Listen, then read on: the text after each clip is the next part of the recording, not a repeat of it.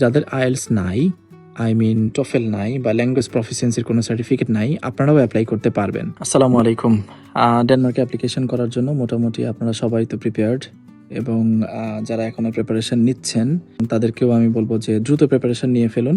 Already ফেব্রুয়ারির 1 তারিখ থেকে অ্যাপ্লিকেশন পোর্টাল ওপেন হয়েছে, মার্চের 15 তারিখ হচ্ছে ডেডলাইন। তো ইন দ্য মিন টাইম আপনাদেরকে অ্যাপ্লিকেশনটা ডান করে ফেলতে হবে। এবং অফকোর্স আমি কথা বলছি ডেনমার্কের পাবলিক ইউনিভার্সিটিগুলো নিয়ে এবং ব্যাচেলর প্রোগ্রাম নিয়ে। যারা কিনা হচ্ছেন এইচএসসি কমপ্লিট করে ফেলছেন অথবা 4 বছরের ডিপ্লোমা কমপ্লিট করছেন, তারাও আসলে অ্যাপ্লাই করতে পারবেন, নো ইস্যুস।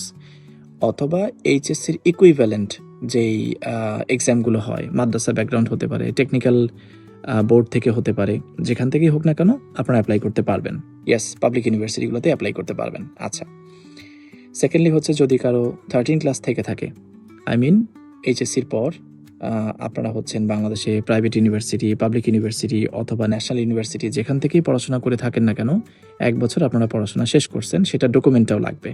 যদি এর থেকে বেশি শেষ করে থাকেন সেই ডকুমেন্টটা হলে তো আরও ভালো।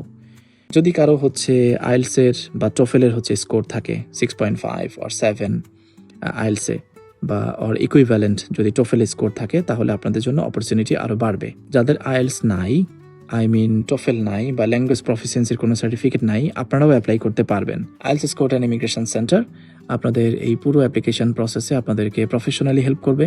যে কোনো ধরনের কনফিউশন ক্লিয়ার করার জন্য আইএলস স্কোরের সঙ্গে যোগাযোগ করুন নিচের স্ক্রিনে দেখানো নাম্বারগুলোতে। আপনাদের সবার জন্য শুভকামনা, সবার জন্য অনেক অনেক দোয়া। Thank you very much. আসসালামু আলাইকুম।